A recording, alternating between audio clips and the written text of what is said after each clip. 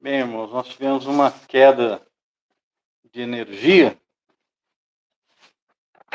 e vou começar de novo aqui a pregação, né? Porque nós tivemos aí essa queda. Diante da queda de energia que nós tivemos aqui, eu vou começar a pregação novamente e vamos ver se a gente consegue chegar ao final, né? Vou retomar com os irmãos, então, Hebreus capítulo 11, versos 17 a 19. E Hebreus, capítulo 11, versos 17, 18 e 19, dizem assim: Pela fé, Abraão, quando posto à prova, ofereceu Isaque. Estava mesmo para sacrificar o seu filho unigênito, aquele que acolheu alegremente as promessas, a quem se tinha dito: em Isaque será chamada a tua descendência. Porque considerou que Deus era poderoso até para ressuscitá-lo dentre os mortos, de onde também, figuradamente, o recobrou. Então, nós vemos aqui que Abraão levou o filho para ser sacrificado ali, e que ele acreditava que Deus poderia ressuscitar Isaac dos mortos. E aqui diz que ele recobrou dentre os mortos de uma maneira figurada, né? E essa figura aí vem da palavra parabolê, que significa símbolo ou tipo. Então, nós vemos que o sacrifício de Isaac foi um tipo. E o autor de Hebreus, ainda que não tenha dito quem é o antítipo, nós vemos lá em Gálatas, capítulo 3, versículo 8, que ali Deus pregou o evangelho, ele pré-anunciou o evangelho a Abraão. Então, dessa informação, o que nós tiramos aqui? Que o Senhor Jesus Cristo era o protótipo, o cumprimento aí, né, desse símbolo, desse tipo, né, lá, dado no sacrifício de Isaac. E nós vimos o seguinte, que a tipologia do Novo Testamento chama atenção para um ponto de semelhança, talvez entre uma pessoa, entre um evento, ou alguma coisa lá no Antigo Testamento. Então, em nosso caso, o tipo aqui é o nascimento, o sacrifício de Isaac, né? E o antítipo aqui é o Evangelho do Senhor Jesus Cristo. E é através do nascimento, do sacrifício e da vida de Isaac que Deus, então, pregou o Evangelho para Abraão. Né? E nós começamos, então, a estudar essa tipologia. Nós vimos que ela é estabelecida de maneira forte ali em Gênesis 22, né? Nós lemos Gênesis 22. A linguagem usada ali em relação a Isaac foi a de um filho único, unigênito até mesmo foi usado ali, né? Que foi no versículo 2, fala sobre esse filho único. No versículo 12, tem a repetição do filho único no versículo 16. Agora, Deus não usa uma palavra em vão, né? Ele não realça, ele não sublinha, ele não faz destaque ali, mas quando ele repete é porque ele quer nos ensinar alguma coisa. Então, Deus quer que nós reconheçamos que Isaac era o filho em cujo nome, vamos dizer assim, a descendência de Abraão seria reconhecida, não em Ismael. Então, a ideia ia além de ser único. Né? A ideia é de que aquele filho ali que Deus pediu para que Abraão sacrificasse era o filho amado, o filho precioso, o filho unigênito em que seria considerada a descendência de Abraão. Não, Ismael, né, seria abençoado, mas não seria Ismael que carregaria, em que seria reconhecida a descendência de Abraão. E aí nós começamos, então, a traçar alguns paralelos. Né? O primeiro paralelo, né, em primeiro lugar, tanto o nascimento de Isaac quanto o nascimento de Jesus Cristo foram profetizados antes deles nascerem. Então, Gênesis 17, verso 19, Gênesis capítulo 17, versículo 19, diz assim: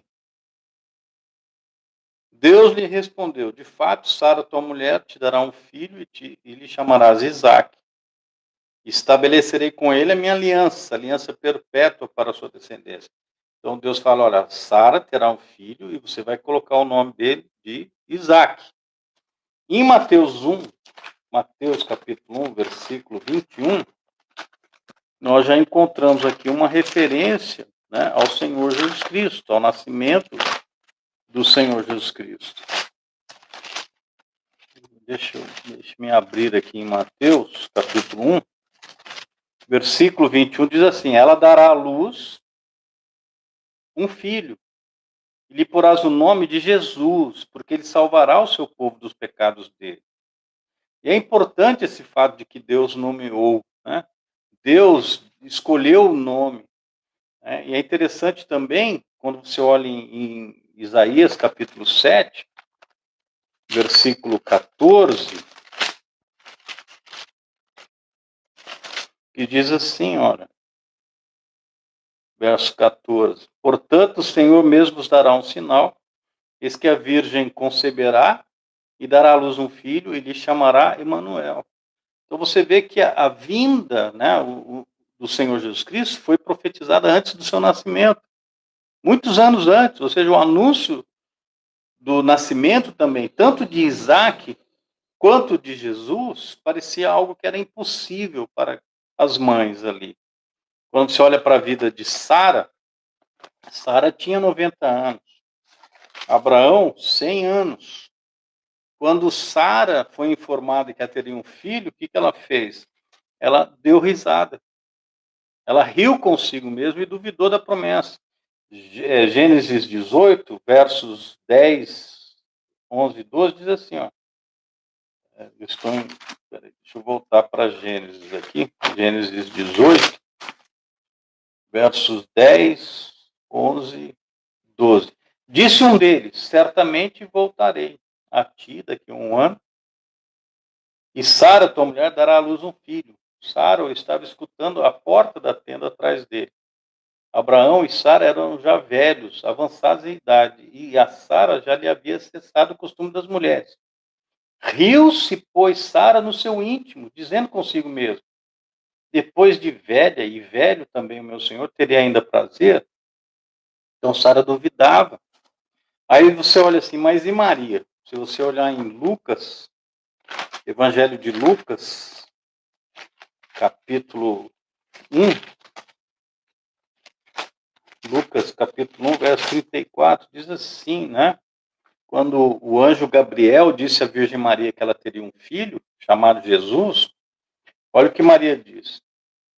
Então disse Maria ao anjo, como será isto, pois não tenho relação com homem algum? Então, em ambos casos, né, as mulheres foram informadas de que, ainda que elas achassem aquilo impossível, nada é impossível a Deus. Se você voltar lá para o caso da Sara, em Gênesis 18, eu sei que eu estou correndo para lá e para cá, né? Gênesis 18, versos 13 a 15. Disse o Senhor a Abraão, por que se riu Sara, dizendo, será verdade que darei a luz sendo velha? Acaso para o Senhor a coisa demasiadamente difícil? Veja, Deus falou para Sara, não, isso não é difícil não, isso eu posso fazer e vou fazer. E no versículo 37 de Lucas 1, diz assim, porque para Deus, o anjo fala, né, não haverá impossíveis em todas as suas promessas. Então, ainda que elas achassem que aquilo seria impossível, não seria impossível, porque Deus é quem opera. Então, nos dois casos, os nascimentos também ocorreram no tempo determinado por Deus.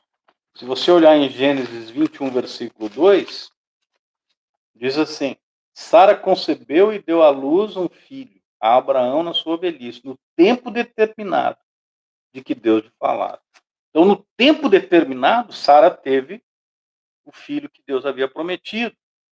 Em Gálatas 4:4, falando sobre o Senhor Jesus, né? Gálatas, capítulo 4, versículo 4, diz assim, ó, vindo, porém, a plenitude do tempo, Deus enviou o seu filho, nascido de mulher, nascido sob a lei. Então, no tempo de Deus, também Jesus veio.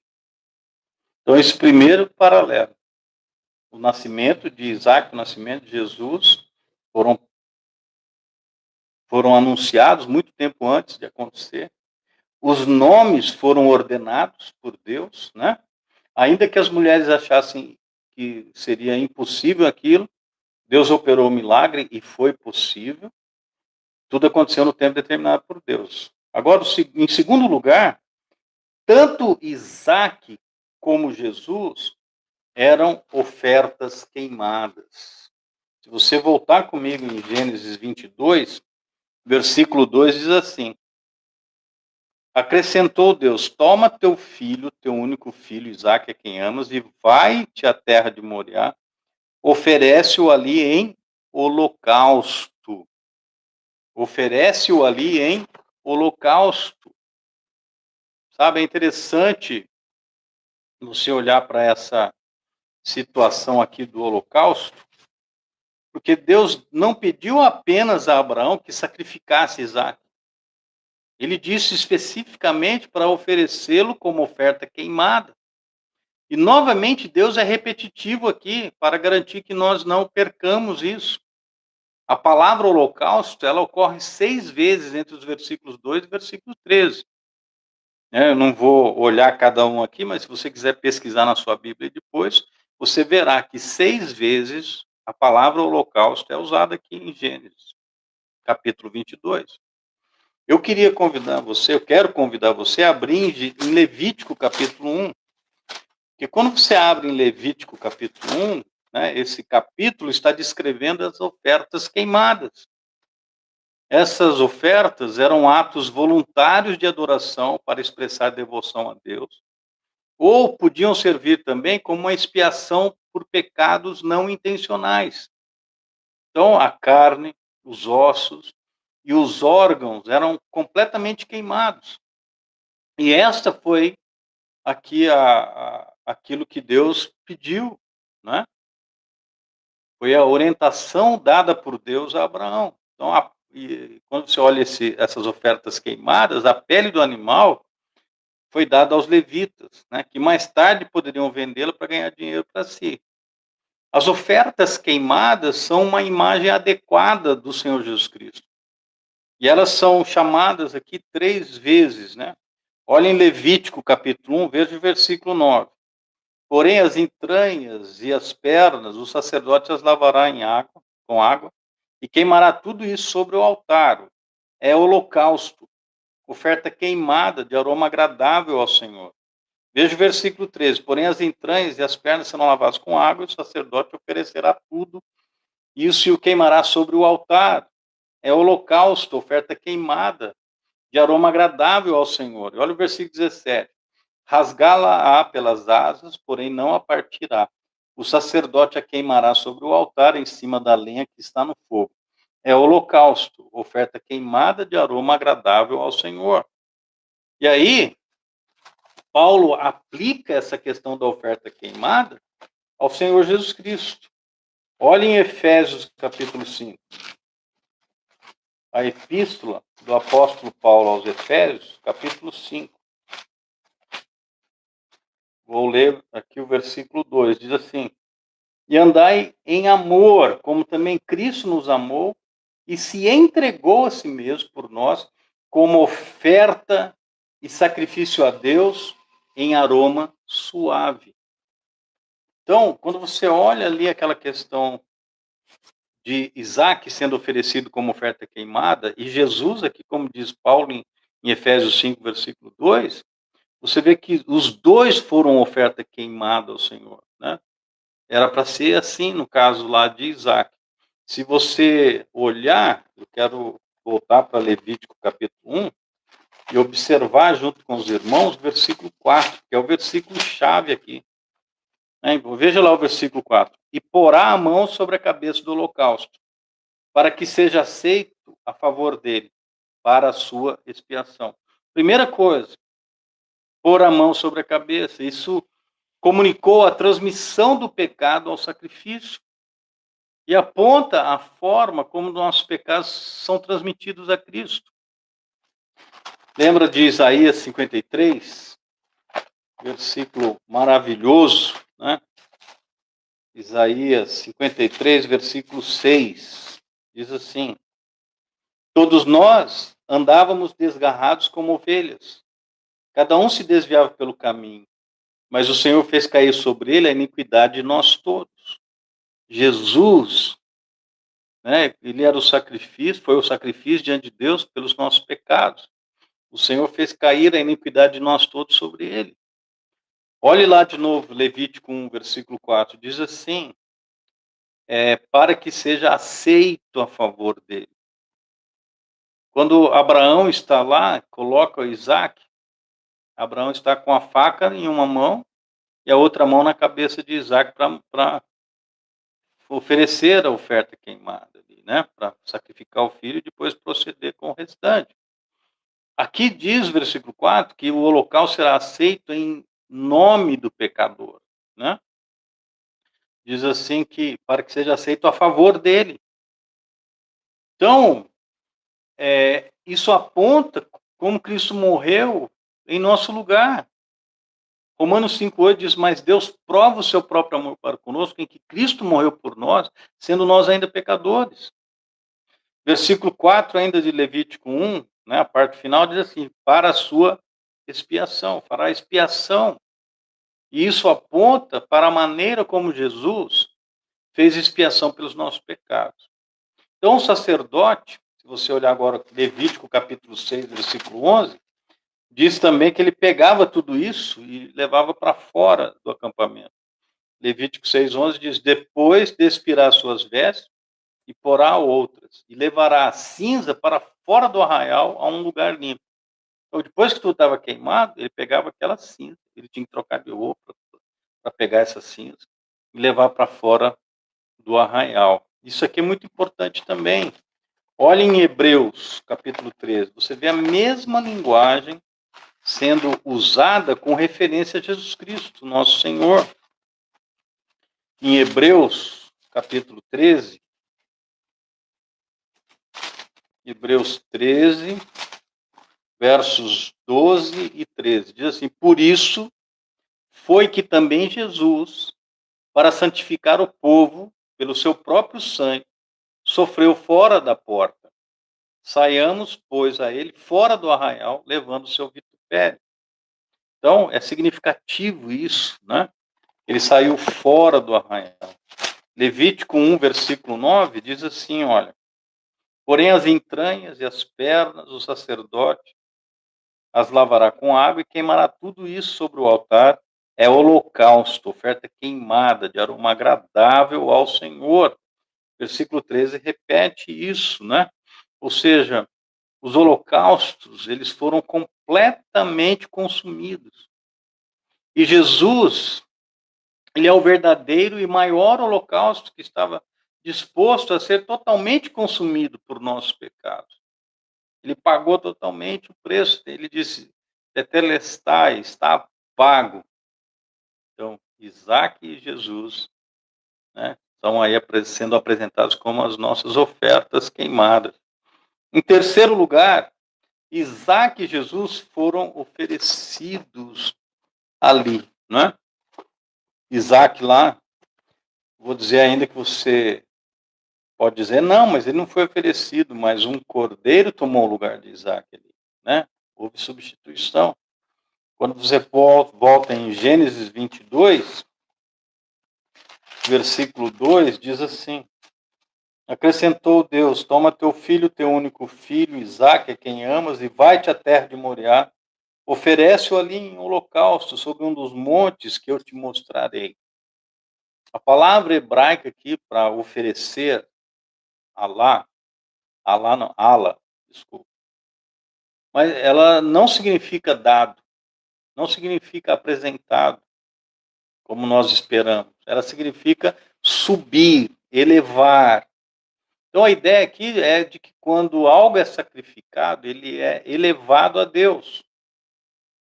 Quando Abraão recebeu a ordem de oferecer Isaac, ele basicamente recebeu a ordem de levantá-lo até Deus.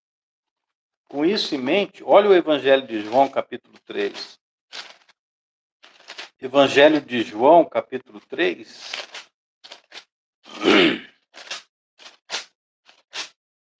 Versículo 14 diz assim, E do modo por que Moisés levantou a serpente no deserto, assim importa que o Filho do Homem seja levantado. João capítulo 12, veja o versículo 32, diz assim: E eu, quando for levantado da terra, atrairei todos a mim mesmo. Então, eles foram oferecidos, eles foram elevados a Deus, né? Em quarto lugar, Isaac e Jesus foram acompanhados por dois homens em seu caminho até o sacrifício. Se você olhar em Gênesis 22, verso 3, diz assim: Levantou-se, pois, Abraão de madrugada, e tendo preparado seu jumento, tomou consigo dois dos seus servos e a Isaque, seu filho. Achou lenha para o holocausto e foi para o lugar que Deus lhe havia indicado. E ao terceiro dia, erguendo Abraão os olhos, viu o lugar ao longe. Então disse a seus servos: Esperai aqui com o jumento. Eu e o rapaz iremos até lá, e havendo adorado, voltaremos para junto de vós. E assim como tem ali Abraão, tem Isaac, dois homens. Posso dizer para você que Jesus também, em direção ao seu sacrifício, também tinha dois homens ali, né? Aliás, um de cada lado. Mateus 27. Olha o versículo 38. Mateus 27, 38 diz assim: Foram crucificados com ele dois ladrões, um à sua direita e o outro à sua esquerda. Isso aqui é interessante também, irmãos, porque os dois homens, os servos de Abraão, não puderam testemunhar o que aconteceu entre Abraão e Isaac. Da mesma forma, esses dois homens aqui, quando Jesus foi sacrificado, ninguém pôde ver exatamente o que aconteceu entre Deus Pai e Deus Filho. Olha em Mateus 27, veja o versículo 45. Desde a hora sexta até a hora nona, houve trevas sobre toda a terra. Houve trevas, ou seja, as trevas ocultaram a operação divina. Quando os nossos pecados foram colocados em Cristo. Aqueles dois servos lá não viram o que aconteceu entre Abraão e Isaac ali. Esses dois homens, os que estavam por ali, não viram também o que aconteceu naquele momento em que Deus operava ali. Quando diz lá em Isaías que Deus fez cair sobre ele a iniquidade de nós todos, aquele momento em que essa iniquidade estava caindo sobre Jesus, estava levando os nossos pecados naquela cruz, houve trevas. Ninguém viu também. Em quinto lugar, Isaac e Jesus carregaram a madeira para o seu sacrifício. Gênesis 22, 6 diz assim, ó: Tomou Abraão a lenha do holocausto e a colocou sobre Isaac, seu filho. A lenha para o holocausto é enfatizada em todo o relato aqui. Se você olhar o capítulo 22, ela é mencionada aí 5 vezes. Tem no versículo 3, no versículo 6, no versículo 7 e 2 vezes no versículo 9. E a lenha aponta para a cruz do Senhor Jesus Cristo. Quando você olha em ambos relatos, a madeira foi um instrumento físico no qual tanto Isaac quanto Jesus seriam crucificados, seriam sacrificados, né? Abra sua Bíblia em João 19. Evangelho de João, capítulo 19. Tem um versículo aqui, versículo 17, diz assim: Tomaram eles, pois, a Jesus, e ele próprio, carregando sua cruz, saiu para o lugar chamado Calvário, Gólgota em hebraico. Então, assim como Jesus carregou a lenha para o seu sacrifício, né, os ombros ali, quando ele foi morrer, Isaac também carregou a lenha para o seu sacrifício nos ombros quando foi morrer. Isso é interessante. Você está percebendo como Deus está ali anunciando, pré-anunciando a Abraão o que aconteceria com o filho dele, filho amado, o Senhor Jesus Cristo. Em sexto lugar, Isaac e Jesus estavam dispostos a experimentar o fogo do seu pai. Em Gênesis 22, versículo 6, continuando lá, diz assim: Ele, porém, falando de Abraão, levava nas mãos o fogo e o cutelo. Isso aqui é interessante, porque o fogo é mencionado 2 vezes aqui, nos versículos 6 e 7. Você esperaria, né, que o versículo 6 dissesse que Abraão pegou os implementos para acender o fogo. Só que em vez disso, diz que ele tomou o fogo em sua mão, ou seja, ele carregou o fogo. Isso parece estranho, mas aponta para a ira de Deus, que é associado nas Escrituras ao fogo. Quando Deus derramou a sua ira sobre Sodoma e Gomorra, diz lá a palavra do Senhor que ele fez chover fogo e enxofre do céu. Tá? Lá, se você olhar em Gênesis 19, 24, fala sobre isso. Ou Lucas 17, verso 29 também. É interessante porque quando... Né, talvez seria interessante olhar, olha em Gênesis 19, versículo 24. Então fez o Senhor chover enxofre e fogo da parte do Senhor sobre Sodoma e Gomorra. Lucas 17, vamos ler os versículos, né? Lucas 17, verso 29. Diz assim: mas no dia em que Ló saiu de Sodoma, choveu do céu fogo e enxofre e destruiu a todos. O local para onde os incrédulos, né, serão lançados e onde eles experimentarão a ira de Deus por toda a eternidade é chamado de lago de fogo. Você abrir, se eu não vou abrir lá em Apocalipse, né? Capítulo 19, versículo 20, ou capítulo 20, verso 10, verso 14, verso 15, você veria isso, que é chamado de lago de fogo. Quando Abraão carregou o fogo, isso prefigurou a ira que Deus, né, o Pai, derramaria e o Filho consumiria. Se você olhar em Mateus 26, verso 39, Mateus 26, versículo 39, diz assim: adiantando-se um pouco, prostrou-se sobre o seu rosto, orando, dizendo: meu Pai, se possível, passe de mim esse cálice. Todavia não seja como eu quero, e sim como tu queres. Jesus bebeu desse cálice da ira do Pai, né, que lançou ali sobre o filho dele. Nós merecemos beber desse cálice, só que não há nada mais contra nós. Lamentações, capítulo 3, verso 22, que é versículo conhecido aí, fala sobre a misericórdia de Deus, né? Lamentações, capítulo 3, verso 22, diz assim: as misericórdias do Senhor são a causa de não sermos consumidos, porque as suas misericórdias não têm fim. Por que Deus é misericordioso hoje conosco? Porque Jesus tomou o cálice da ira de Deus, que era para ser lançado sobre nós, mas ele recebeu isso. Nós não somos consumidos pela ira de Deus porque Jesus estava disposto a recebê-la por nós. Então a misericórdia de Deus apagou o fogo para os cristãos quando ele acendeu o fogo para o seu filho.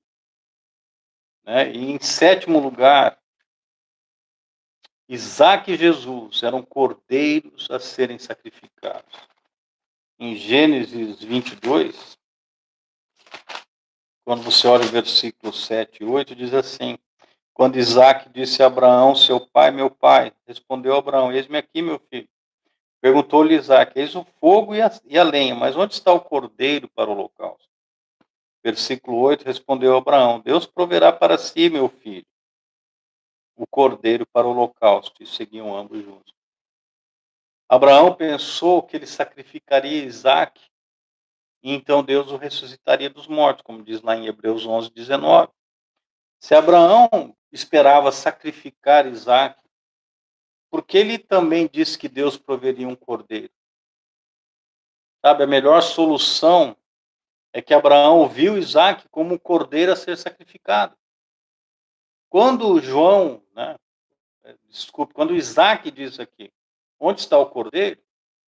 Ele fez uma pergunta, uma das perguntas mais importantes da história.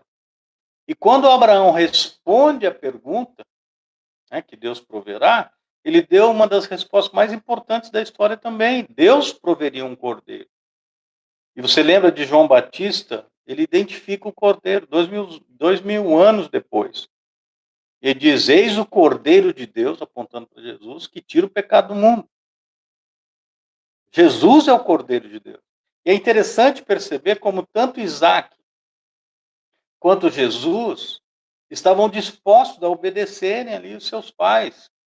Quando você olha o versículo 6 e 8 aqui, de Gênesis 22, diz assim que Abraão e Isaac, eles seguiam juntos.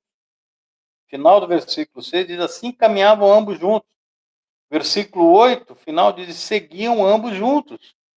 Quando você olha essa situação, você vê a unidade entre o pai e o filho, que é mostrada nessa expressão, os dois foram juntos. João 3,16 diz que Deus amou o mundo de tal maneira que deu seu Filho unigênito para que todo aquele que nele crê não pereça, mas tenha vida eterna. Quando você coloca isso e vê 1 João capítulo 3, primeira epístola, né, de João, capítulo 3, versículo 16, diz assim, nisto conhecemos o amor, que Cristo deu sua vida por nós, devemos dar a nossa vida pelos irmãos. Quando você olha assim, diz assim, que Deus amou o mundo de tal maneira que deu seu Filho unigênito. Aqui em 1 João 3,16 fala que Cristo deu a sua vida por nós. Então você vê, o Evangelho nos faz pensar no amor do Pai pelos pecadores perdidos, em João 3,16, e no amor do Filho por aqueles por quem ele morreu. Mas tudo isso exigia o quê? Que o Pai e o Filho trabalhassem juntos, caminhassem juntos. Então, o acordo entre Abraão e Isaac retrata a harmonia entre Deus Pai e Deus Filho. Olhe o Evangelho de João, capítulo 10, veja o versículo 30. João 10, 30 diz assim, eu e o Pai somos um. Olha a unidade aí. João 17, Evangelho de João, capítulo 17, versículo 21 até o 23, diz assim, a fim de que todos sejam um, como és tu, ó Pai, em mim, e eu em ti, também sejam eles em nós, para que o mundo creia que tu me enviaste. Eu lhes tenho transmitido a glória que me tens dado, para que sejam um como nós o somos.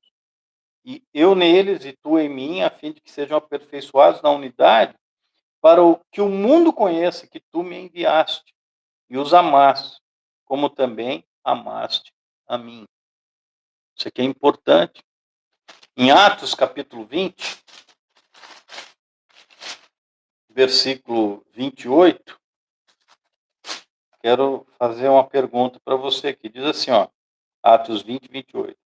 Atendei por vós e por todo o rebanho sobre o qual o Espírito Santo vos constituiu bispos, para pastoreardes a igreja de Deus, a qual ele comprou com o seu próprio sangue.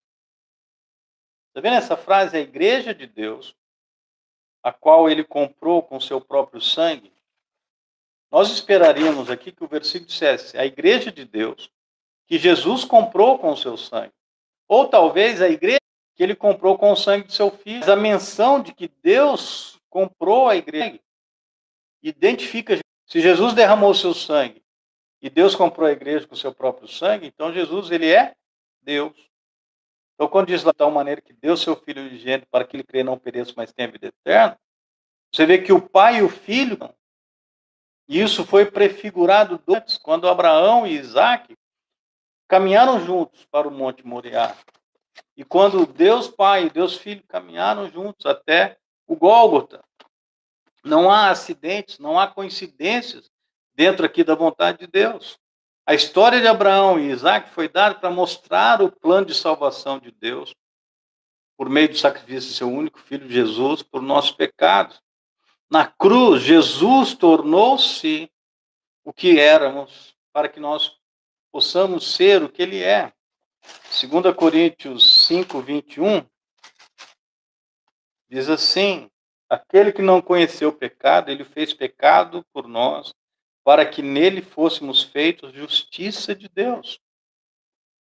Aí, eu pergunto para você, nós somos pecadores imperfeitos? Absolutamente. Romanos 3:23 diz que todos pecaram e carecem da glória de Deus. Nós podemos entrar no céu sem lidar com o nosso pecado?